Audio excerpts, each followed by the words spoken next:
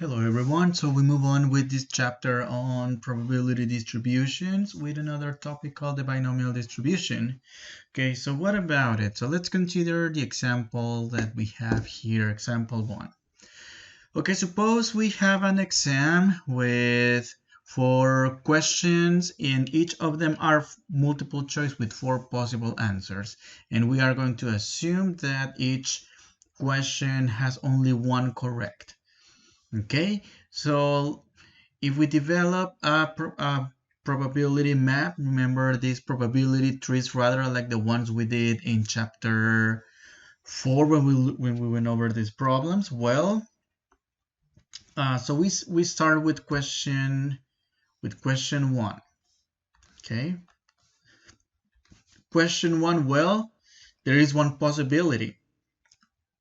We have the probability to get it right or the probability to get it wrong, right? Correct or incorrect. Now, in this case, then we move on to the second question. In this case, well, you might remember in probability trees, we had a situation in which we had replacement and non-replacement. Well, in this case, we are not taking questions away, for example. Plus, in this case, we are going to assume this exam has every single question independent of the choice of the previous question. That is, the question 2, notice I have it twice, the same question 2. So regardless whether I get the first one incorrect or correct, that doesn't affect. It gives me the same probabilities.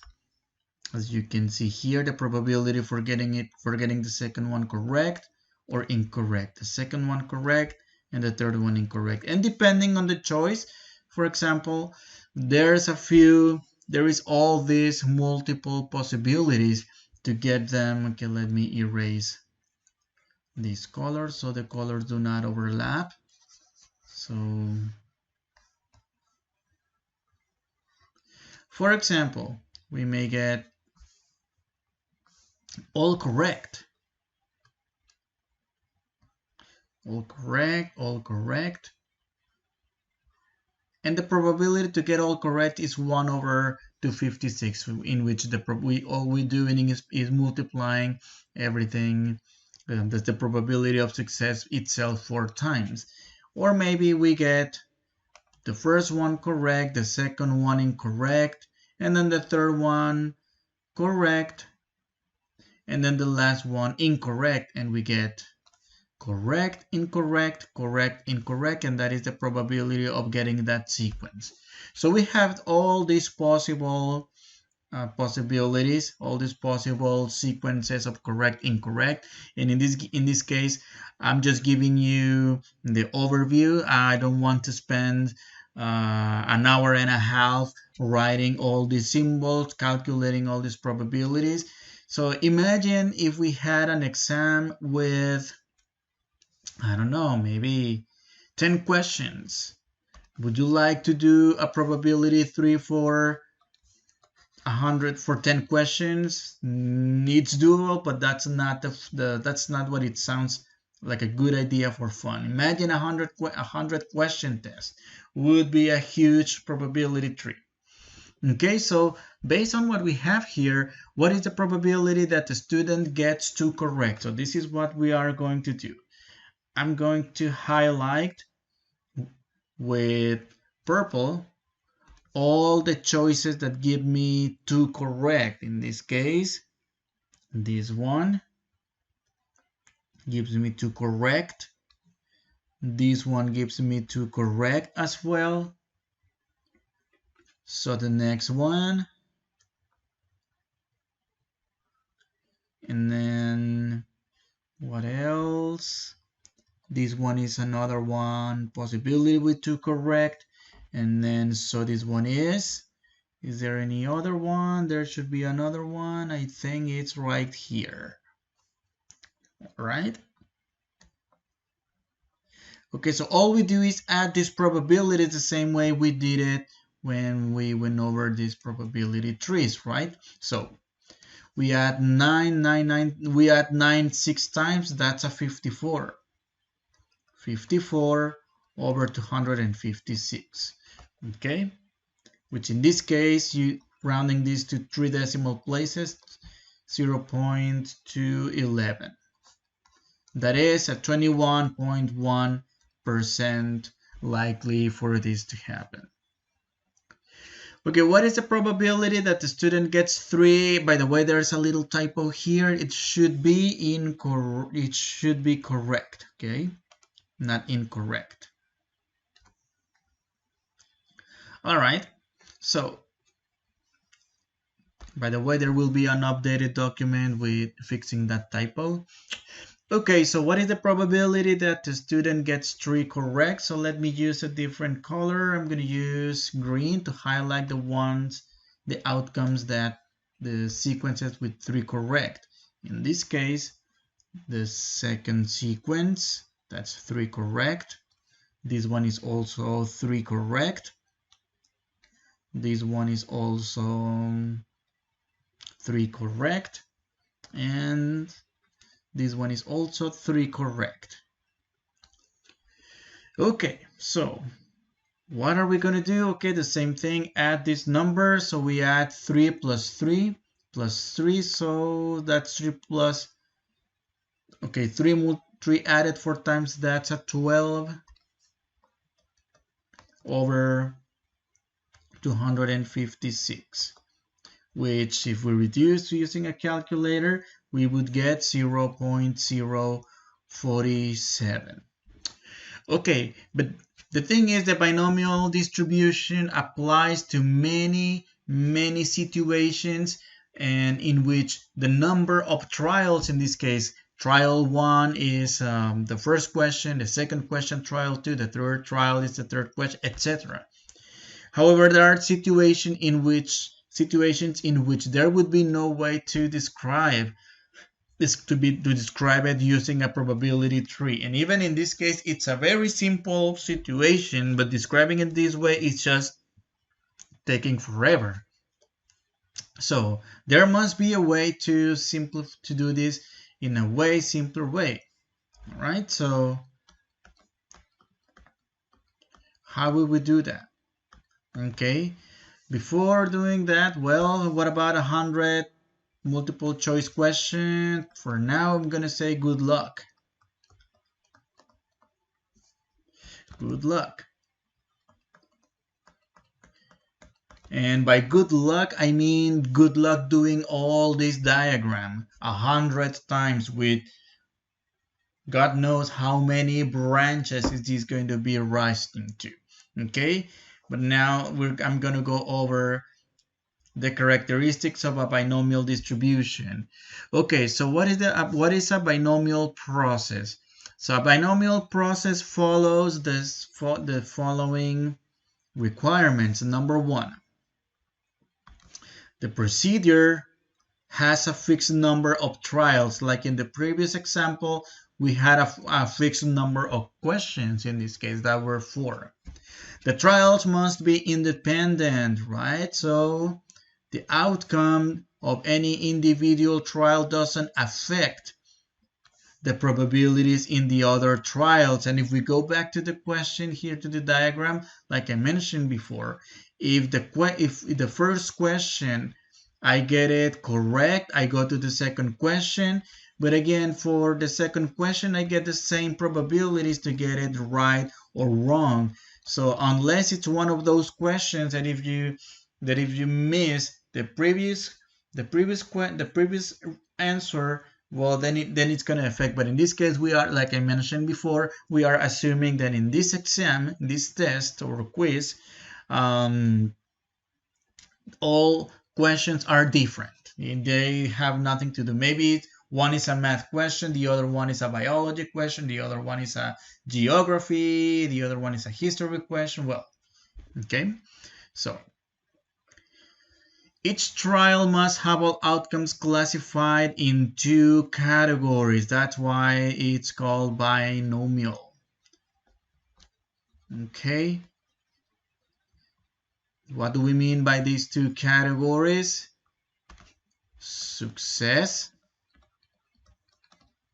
and failure.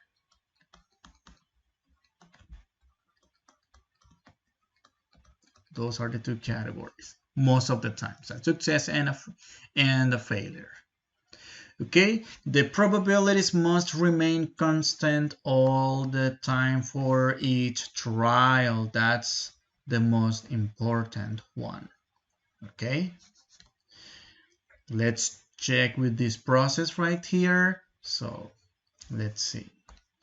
So as you can tell from this diagram, the probability of getting the first question correct, what was that? 1/4. What about the second one? 1/4, 1/4, 1/4. Okay. Likewise, to get it incorrect is 3/4, 3/4, 3/4, 3/4, which in this case, this 3/4 is the complement of 1/4, which adds up to 1. We're gonna see about that soon. So the procedure, okay, we already went over that. Well, so in this case, the formula and the notation for the binomial distribution, the formula is right here. So P of x, in this case, x the number of successes we want to determine, and it's right here. This n, this parenthesis and x, if you recall the notation, this is the n choose x, which is the combinations notation. In this case, this combinations notations will be the number of will reflect the number of branches that we have here, all the possible combinations of correct, incorrect. Okay, so let's see what about each symbol. N denotes the fixed number of trials. For example, if we have a 15 question test, well, n equals 15. X denotes a specific number of successes in n trials. So x can be any whole number between 0 and n inclusive. For example, if we have a 20 question exam, and x will denote the probability of getting, for example, 15 correct or 17 correct or 5 correct. So depending on the choice for x. So what about P? P will be the probability of success,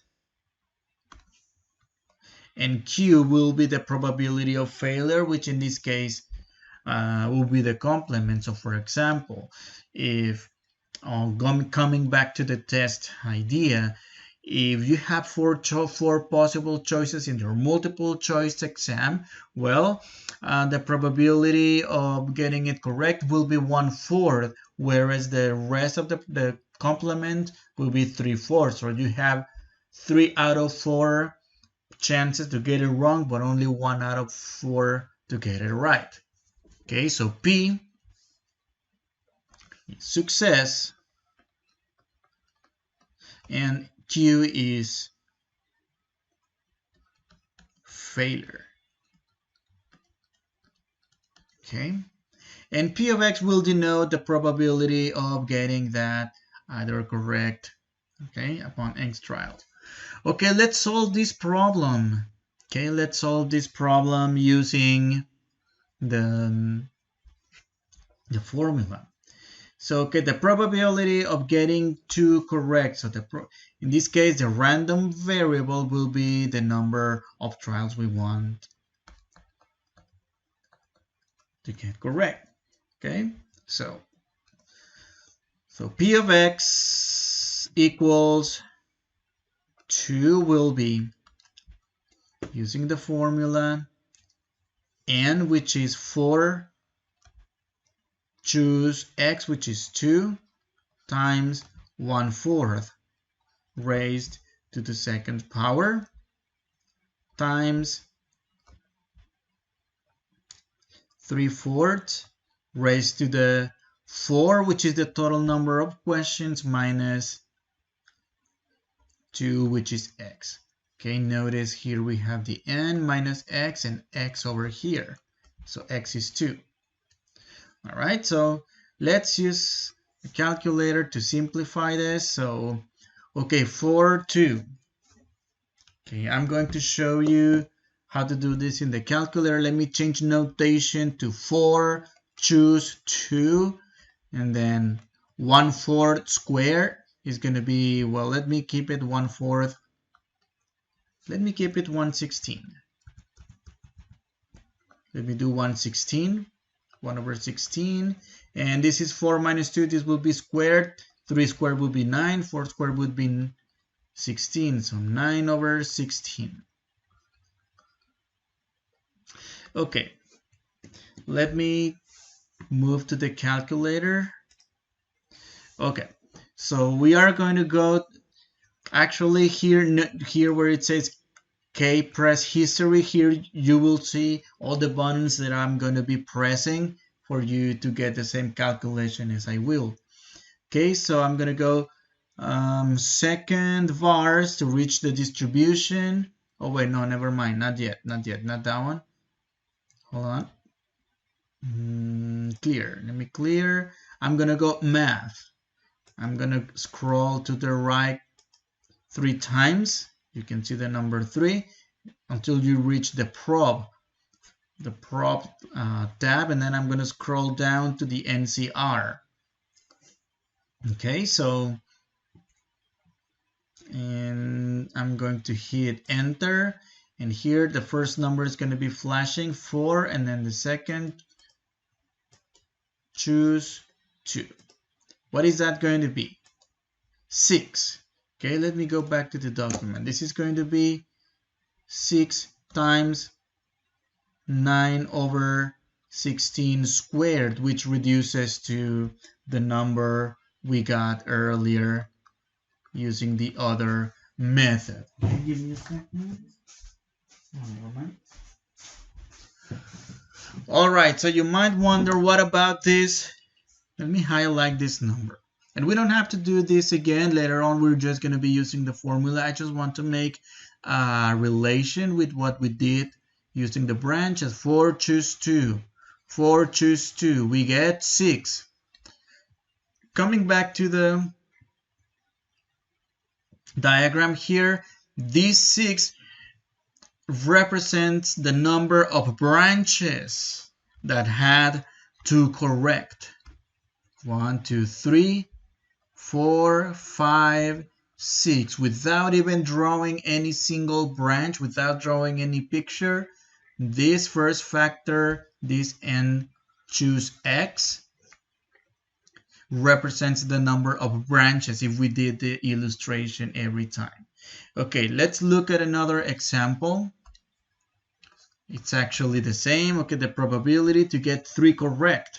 So P of x equals 3 will be 4 choose 3 times 1/4 to the 3rd power times 3/4 to the 4 minus 3, which will be 1.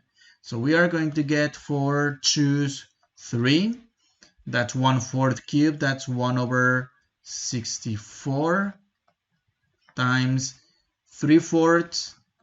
4 minus 3 will be a 1. We don't need to write that 1. So we are going to get 64, whatever that is. I don't care about this now. I care about this 4 choose 3. I'll show you what that means. So I'm going to go up a little bit and click enter. And I'm going to change the numbers to 4 choose 3. And I'm going to click enter, and I'm going to get 4 this time. So this 4 right here, I get 4 times 1/64 times 3/4. Again, I don't care about this. I mean, we just use a calculator. We're going to simplify, but the highlight I want to make, no pun intended, is this. The number of branches. How many branches did we have for 3 correct? Let's go back to the picture. Oh, surprise, surprise. 4 branches. 1, 2, 3, and 4. And that is how is the formula related to the diagram. And again, what did we get for this? I believe we got 0.47. Okay. I mean, even with this formula, it could be a little bit tedious for certain situations. I'm going to show you how to deal with those situations. Okay, so let's look at another example. So a student guesses 15 multiple choice questions with 5 possible answers. What is the probability that the student gets 5 correct? Okay, so first let's identify from here n, which is the total number of trials, which is 15. And then p, which is the probability of success, which is 1/5. Because in this case we have 5 possible answers, only 1 is correct, so q will be 4/5. Okay? And x will depend on the question. So in this case, we want to get 5 correct. So we look for the probability that we get x equals 5 correct. That is, from 15 questions, choose 5. Okay, just think about the thing just picture this in your mind, how big the diagram will be. You don't want to do it by hand, seriously. You don't want, that's why we have the formula. And then that's 1/5 raised to the 5th power times 4/5 raised to the 15 minus 5. Okay, on top of this, look at the numbers and look at the powers. Look at how ugly the numbers will be. Do you feel like raising this 5 to the 5th power? Do you feel like raising this 4/5 to the 10th power? It's just going to be huge. It's not impossible. It's nothing out of this world. However, it's not practical to work with numbers like those. So that's why I'm going to show you how to use this in the graphing calculator. Okay? So let me clear the history, the button history, and let me clear the screen here. Now, what are we going to do? We are going to click second. Okay. I'm going to click second, vars to reach the distribution, and then, oh, hold on. Well, it should have given me the, okay, give me a second quit. Okay, so we're gonna go second, distribute, oh, here it is. For some reason, I didn't check the first time. And then I'm going to scroll down a few times until you see the following, until you see Binom PDF. Okay, so we're going to click on that, then click enter. Okay, so we are going to type in the number of trials, which in this case is 15. P, which is the probability of success, which happens to be 1/5. And then X value, which is in this case the one number we want to find the probability for. For example, in this case, we want to find the probability to get 5 of those 15 correct. And then we scroll down one more time to get to paste and click enter. And that's what is going to show on your screen, and then click enter again. And that is your calculation. So 0.103. Okay, so Binom PDF of 15, 1/5, and 5, 0.103. That is our probability. Okay. All right, let's look at letter B. What is the probability that the student gets at most 8 correct? Okay, at most. What do we mean by at most? First of all, let's denoted with probability notation. So at most 8 correct means 1 or 2 or 3 or 5 or 4 or 5 or 6 or 7 or 8. That's at most 8. So we represent this using the following inequality, less than or equal to 8. What would you do to calculate this? Okay, so we would do P of 1, x equals 1, plus P of x equals 2, and then plus dot dot dot. I'm just going to skip a few steps and then go all the way to P of x equals 8. Do you see how many calculations are we going to do? Now think about doing this using the binomial formula.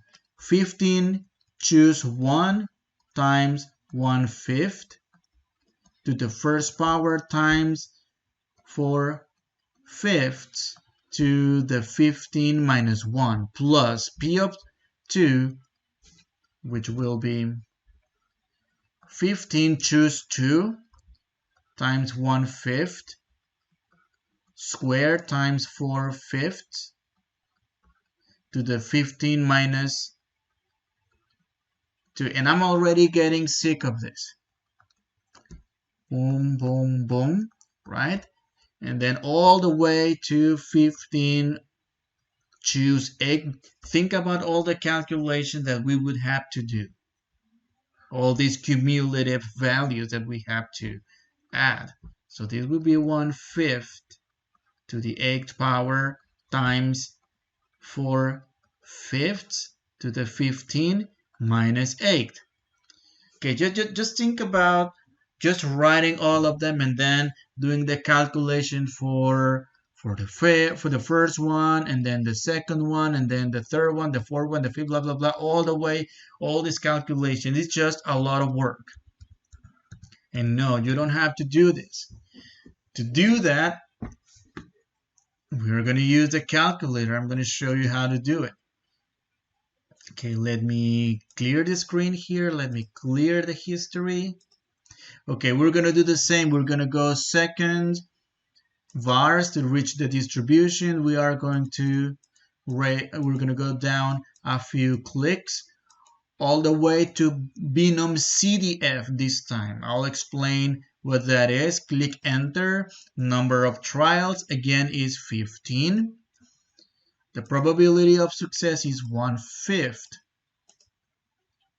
And the x value, so in this case it was 8. And let's do this.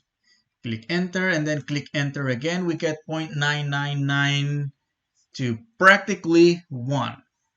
Okay, so let's go back to our document and let's write, oops, not this one.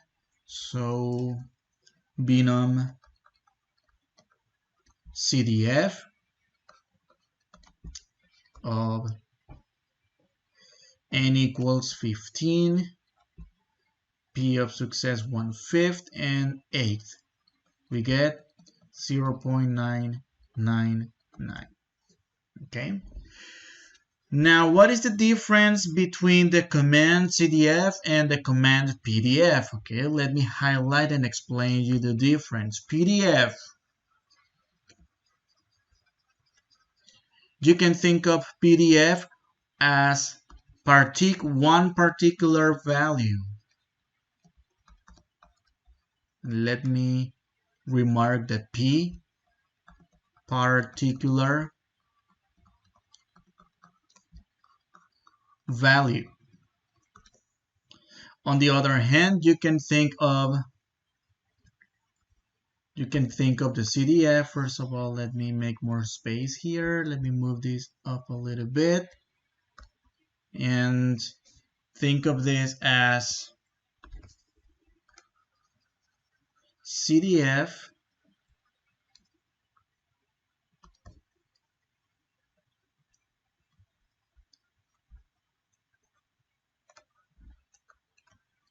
cumulative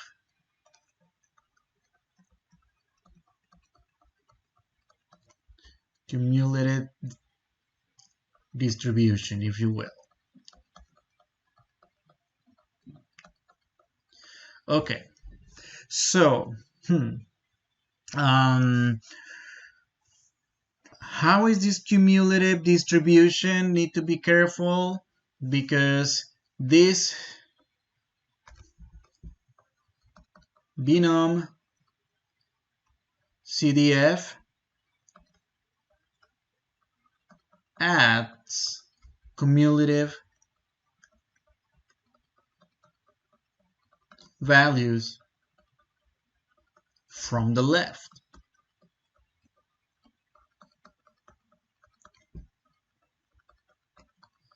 So that is why in this case it works to just put the egg in the CDF.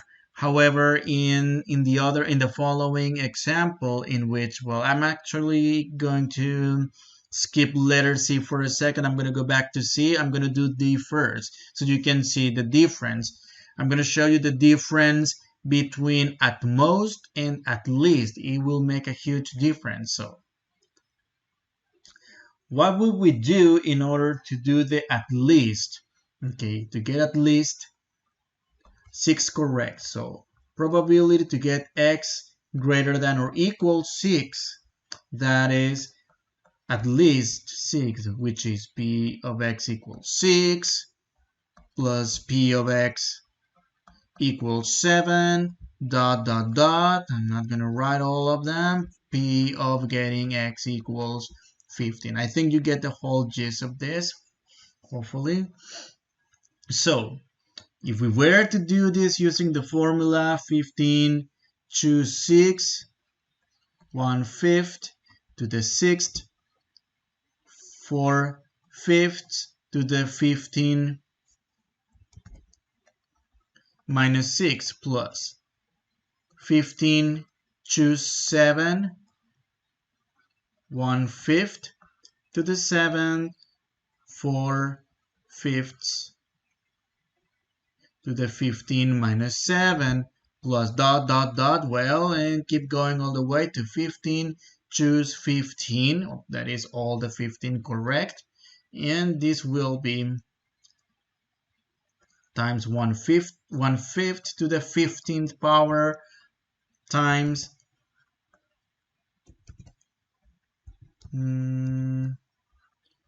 4/5 raised to the 15 minus 15.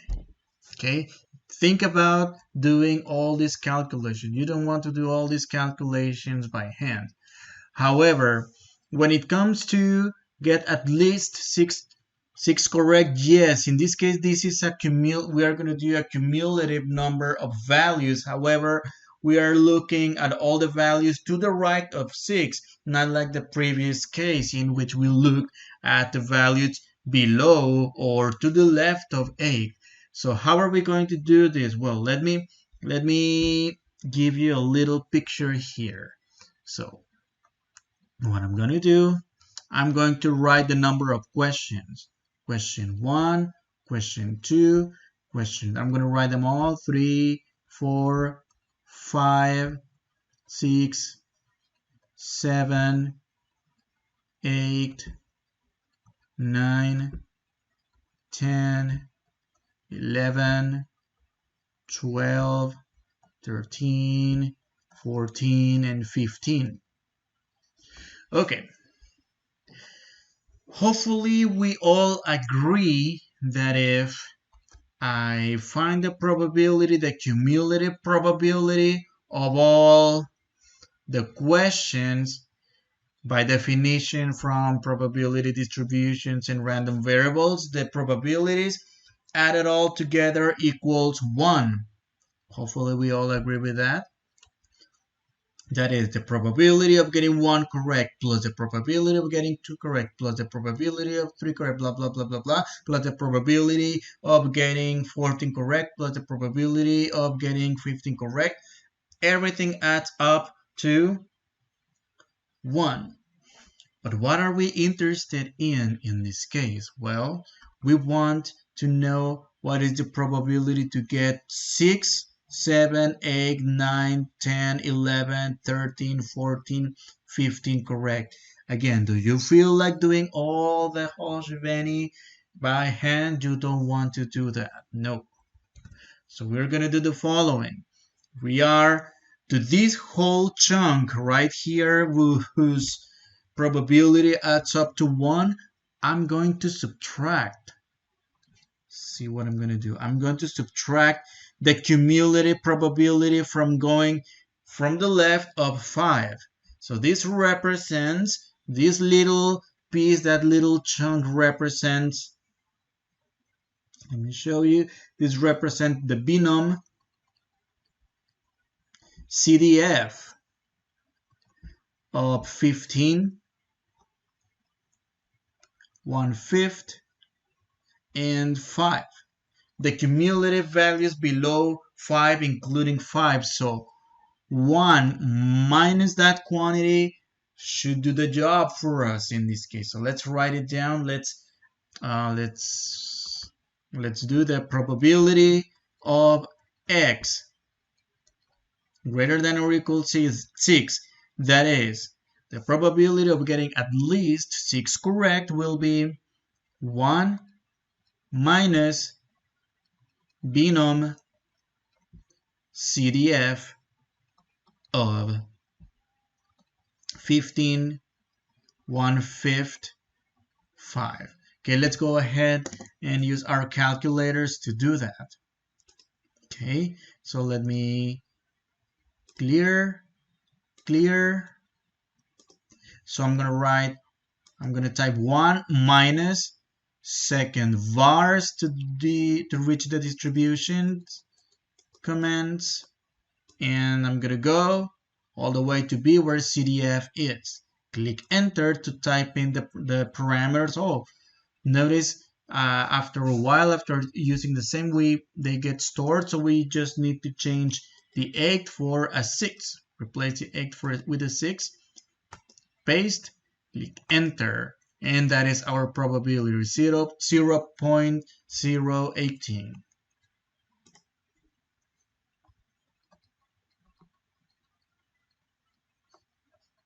Okay.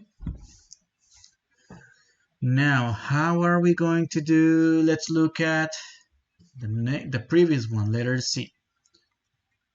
Okay, so the probability that the student gets between 5 and 9 correct. In other words, we're looking for the probability that the student gets between 5, let's write it as an inequality, and 9 correct. That is, the probability of getting 5 x equals 5 plus the probability of getting x equals 6 plus dot dot dot plus the probability of getting the probability of getting x equals 9. And again, you don't want to do this by hand. You don't want to do the following, like 15 choose 5 times, right, plus 15 choose 6 times dot dot, right, plus dot dot dot plus 15 choose 9. Okay, so 1/5, 4/5, 1/5, 4/5, 1/5, 4/5. So this will be 5 and 15 minus 5. 6, 15 minus 6. 9, 15 minus 9. It will be really tedious to do all these calculations as we mentioned earlier. You don't want to do that. So what are we going to do in this case? So I'm going to use the same picture as I used below.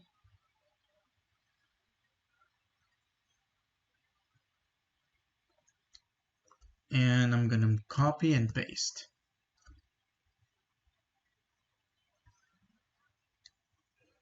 Okay. And I'll see if I can erase the colors right here because I don't want to write them again. Good. Good. Good. Perfect. That was awesome.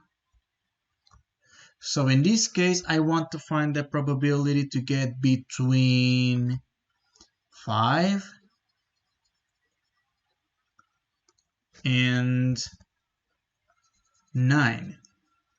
So I want to know the probability of getting between 5 and 9. It doesn't matter if we could be 6, it could be 7, 8, whatever, between 5 and 9 inclusive. Okay, so hopefully we all agree. In this case, there's no way to put, for example, let me write this down, but don't write it so you don't get confused. We wish we have this function on the graphing calculator, something that say binom CDF of N, P, A, and B, but there's no such function. So we can do between 5 and 9. It would be awesome, but no, there is not. So this is what are we going to do. The approach we are going to take here is to find the cumulative property between the cumulative probability, rather, binom CDF, everything below 9. So 15, 1/5, 9. And I'm going to subtract this chunk right here, this little chunk, which will be binom CDF 15, 1/5, 4. That's how we are going to get that probability between 5 and 9. So let's write it down again in terms of probability notation, random variables notation, and calculator. So let's see, we are going to do binom CDF of 15, 1/5, 9 minus binom CDF of 15, 1/5, and 4. Okay, this 15 is hard to read.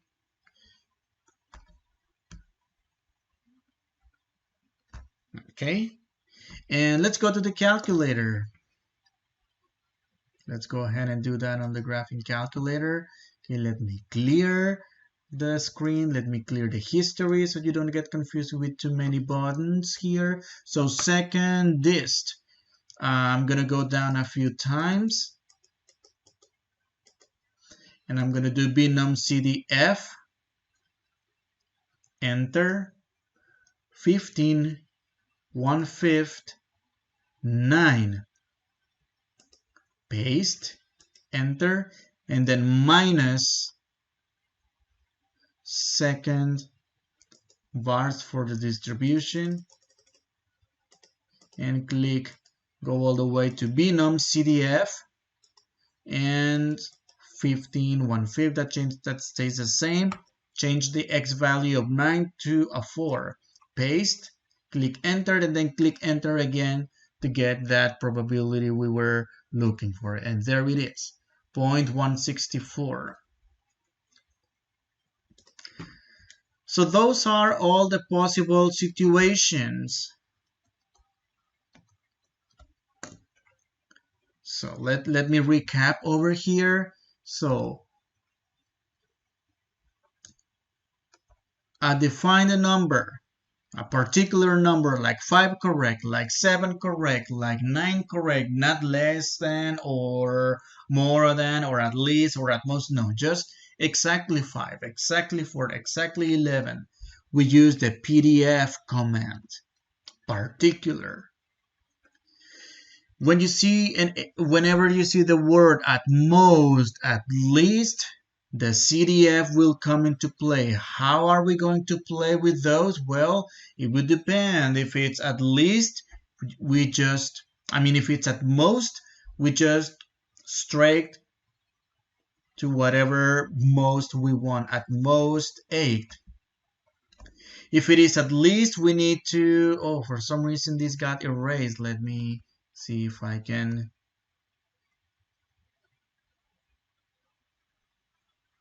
If I can put this back in here. Okay, let me copy and paste.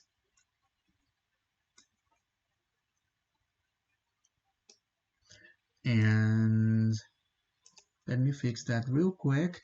And then I'll go back to business. Okay, so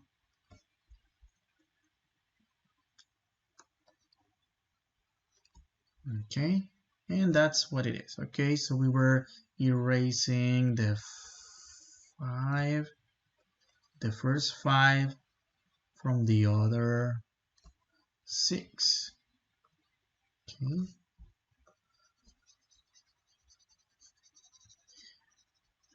So depending on the situation, whether you have the at least, I would suggest to draw a picture like the one I just did here for the at least. And for the at most, no need to draw a picture, just go straight to CDF. However, if it's between A and B, well, look at this approach. So this exercise shows you at least one of each case. Okay, let's do another example. But before we do another example, so just like the general probability distributions, they have an unexpected value. They have a mean, right? And also a standard deviation.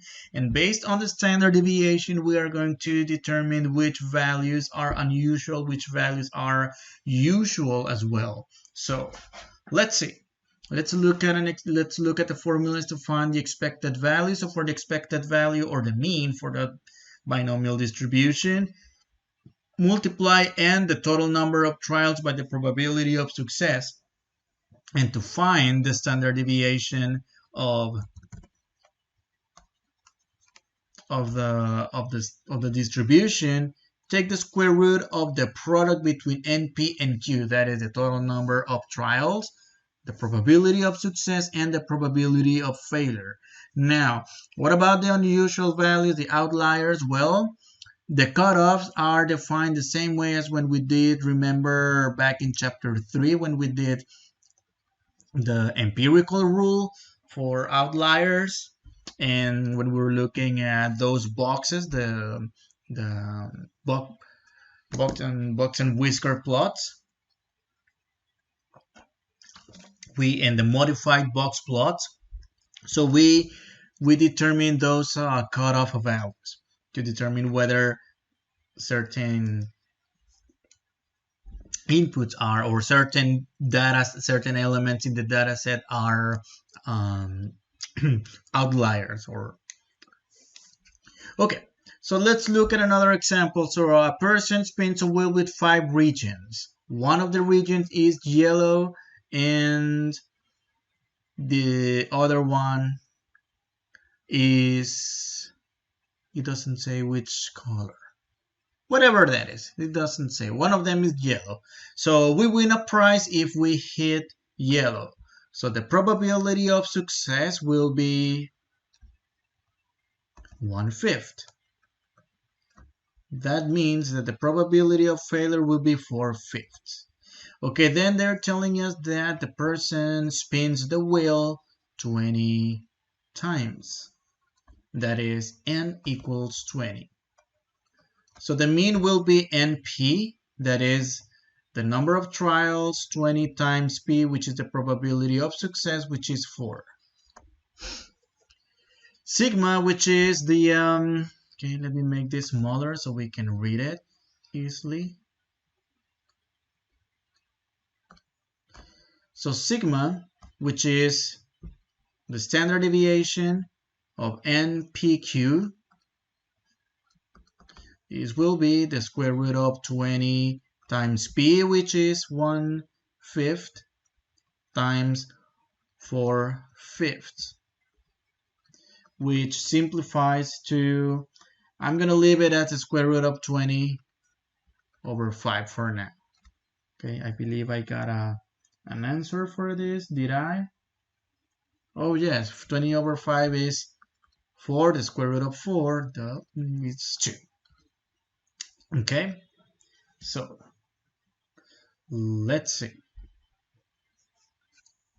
So the minimum usual value will be given by the mean or the expected value minus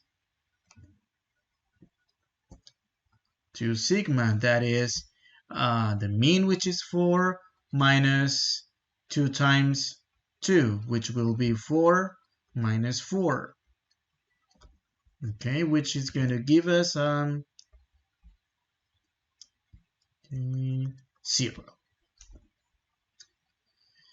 On the other hand, the maximum usual value will be the mean or the expected value plus 2 times sigma, which will be 4 plus 2 times 2, which will be 4 plus 4, which equals to 8. So that means if we are to develop a distribution, for example, on a number line right here, we are going to have 0, 1, 0 successes, 1 success, 2 successes, 3 successes, ... 8 successes, 9 successes, 10 successes, ... and then all the way 19 and 20 successes. Okay, so the cutoff values for unusual will be 0 and 8. That is, everything below 0 will be outlier or unusual, and everything above 8 will be also an outlier. Okay, so what are the usual results? The usual results are going to be these values, the ones that lie in this region from 0 to 8. So 0, it would be okay to get a 0, to get nothing, to get 1, 2, 3, 4, 5, 6, 7, and 8. And unusual results will be all the way from 9, 10, ... all the way to 20. Those are going to be our results. Okay, so let's see.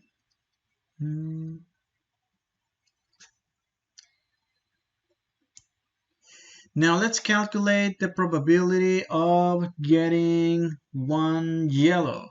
Okay, so what's the probability to get 1 yellow? Okay, so what are we going to do? In this case, they're not telling us 1 yellow, at least 1 yellow, or at most 1 yellow, right? So they're telling us to only 1. So binom, we're going to use the command. Okay, for some reason this is getting a bit slow. Give me a second. All right, got it. Binom PDF, in this case, PDF of 20, 1/5, 1. Okay. And this will be, okay, let's use the graphing calculator to get this calculation, to get this done. Okay, let me clear. So second dist and binom PDF. For, in this case, I'm going to click 20, another 1/5, and the x value will be 1. So the probability of getting hitting 1 yellow is 0.576. So we round up to 0.058. Okay, 0.58. All right. Okay, here, let me change that one yellow for 4 yellow to make it more interesting.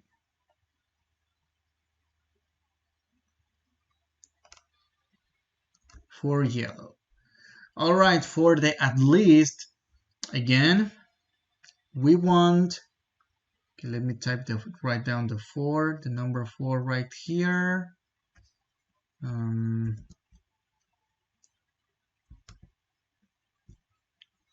Okay, let's give this a second. Okay. 4. So at least 4, I want all these 4.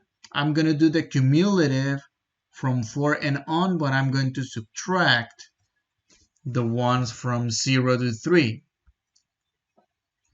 Okay.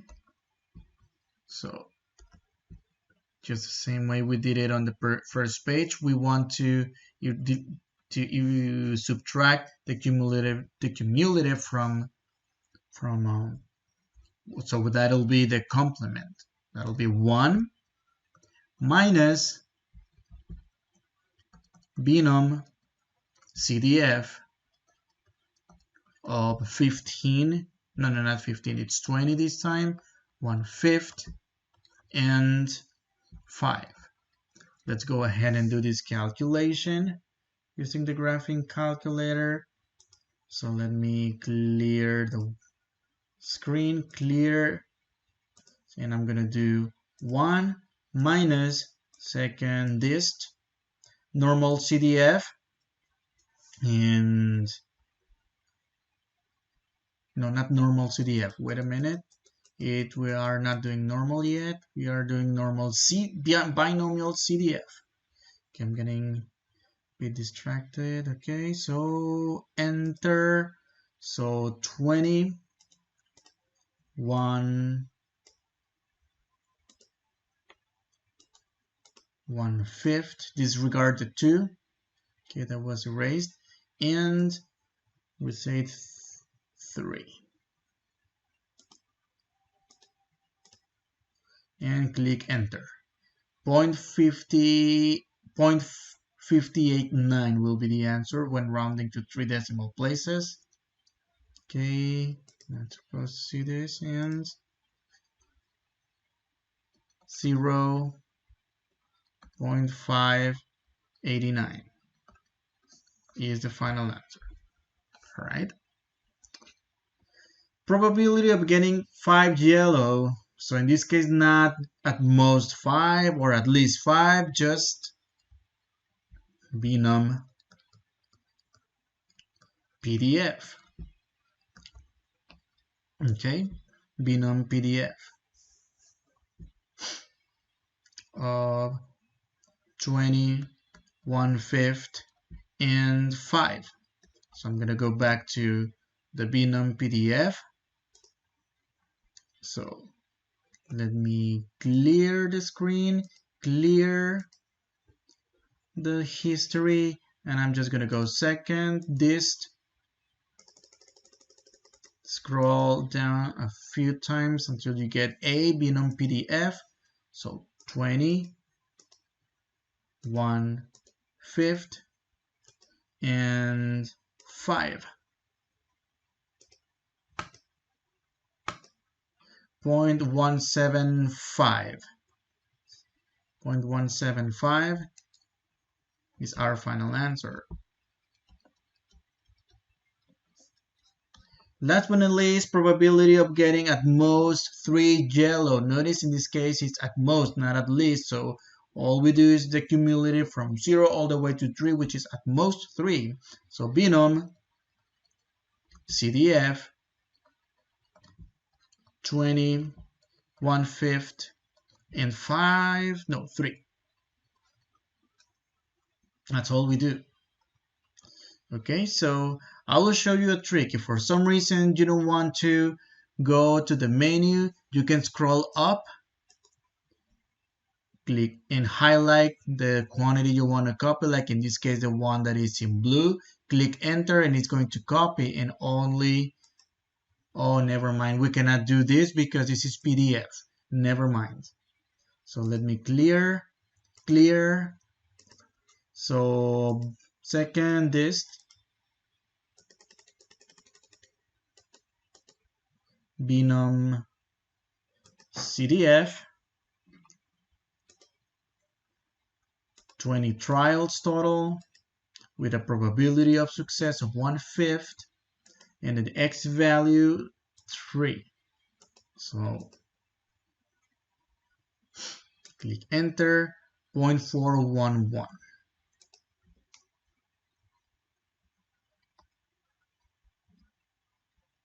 And that is our final answer. Okay, so that's pretty much the end of it, of this section of this binomial distribution. However, there's something more we might want to do. Create a probability distribution. How can we use the graphing calculator to create a probability distribution? Okay, first of all, let's identify the parameters for the following example. So a student has to guess on 10 multiple choice problems on an exam. Each question has 4 possible answers. That is, the probability of success is 1/4 and the probability of failure will be 3/4. So there's 10 questions. Create a probability distribution using your graphing calculator. So in this case, X, which is a random variable, you get 0 correct, 1 correct, 2 correct, 3 correct, 4 correct, 5 correct, 6, 7, 8, 9, and 10. Okay, so we are going to create a table. Now, well, how are we going to do this distribution? Okay, clear the screen, clear the history, and clear. Okay, so I'm gonna go second dist, because I was realizing that the values weren't adding up to 1, but more than 1. Binom PDF,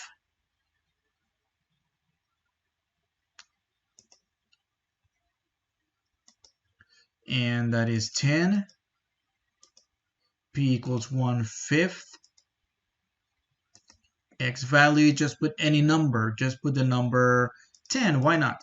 We are going to delete this number when we paste this. So I'm going to delete the comma, I'm going to delete the 1, and I'm going to delete the 0. So I'm going to be left only with the total number of trials, which is 10, and the probability of success.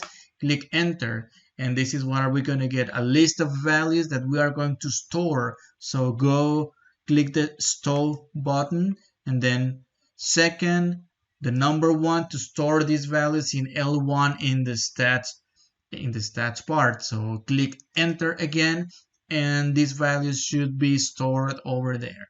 Okay, so what are we going to do here? So we are going to go to stat, edit, and L1. Here is where all these distribution values are.